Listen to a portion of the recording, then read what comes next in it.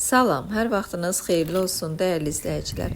Bu günləri çox asan, hər kəsin hazırlaya biləcəyi zeytunlu, pendirli çörək hazırlayıram. Bu çörək həm də pizzaya bənzəyir. Sadəcə bir balaca xəmiri pizzanın xəmirindən qalın olur.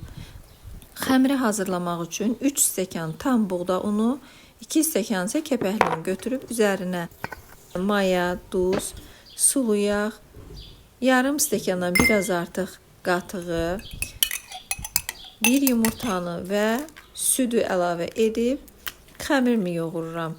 Ərzaqların miqdarını videonun açıqlama bölümündə qeyd edəcəm. Xəmirə biraz kəpəkli un əlavə etdiyimizə görə bir balaca əlimə yapışır, ancaq çox gözəl xəmir alınacaq.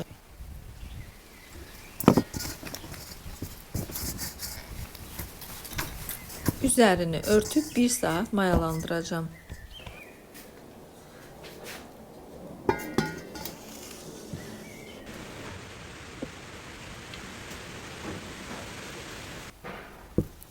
Bir saat keçdi, artıq xəmirimiz acıyıb, çox da acıtmağa ehtiyac yoxdur.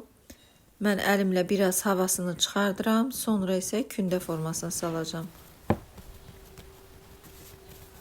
Xəmiri heç kündə də saxlamıram. Dərhal üzərindən mərdanə ilə bu qalınlıqda açıram.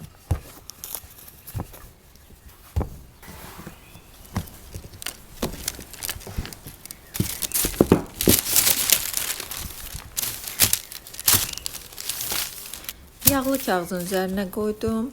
Üzerini isə yenə də dəsmalla örtürəm ki, qurumasın. 10 dəqiqə saxlayacağım. Çörəyə xüsusi dad verən bir qarışım hazırlayıram üzərinə çəkmək üçün. Duru yağı, göyərtini, sarımsağı bir-birinə qarışdırıram. Evdə hazırladığım zeytunlardan dənəsini çıxardıb doğrayıram. Bir kənarda isə Holland pendiri çəkmişəm rəndədən. Xəmir biraz da özünə gəldi. İndi isə üzərini pizza kəsən alətlə bu cürə kəsirəm.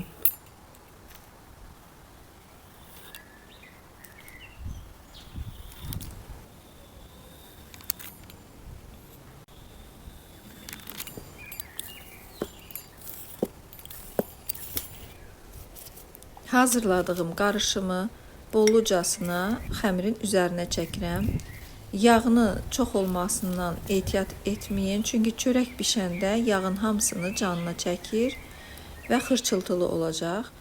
Onun üzərindən isə pendiri və zeytunu səpirəm. 200 dərəcə sobada yarım saat bişirəcəm.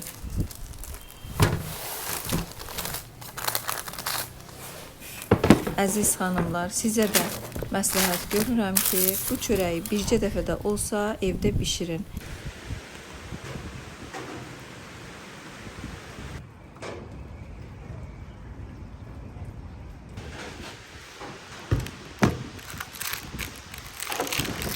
Bu yağışlı gündə çörəyimizin ətri hər yeri bürüyüb. Kəpəkli undan hazırladığımız çörəyimiz çox ləzzətli, dadlı və üzəri də yetərincə qızarıb. Gördüyünüz kimi hər kəsin hazırlaya biləcəyi bir çörək hazırladım. Kəsib sizə göstərmək istəyirəm isti-isti. Həm yağlı, həm zeytunlu, pendirli çörəyimiz çox iştah açıcıdır. Bunu sadəcə belə çayın yanında da süfrəyə vermək olar. Səhər yeməklərində. Dəyərli izləyicilər, videomuzu bəyəndinizsə, zəhmətimizə dəyər verib bəyən düyməsini basıb kanalımıza abunə olmağı və yorum yazmağı unutmayın. Salamat qalın. Növbəti videolarımızda görüşənədək.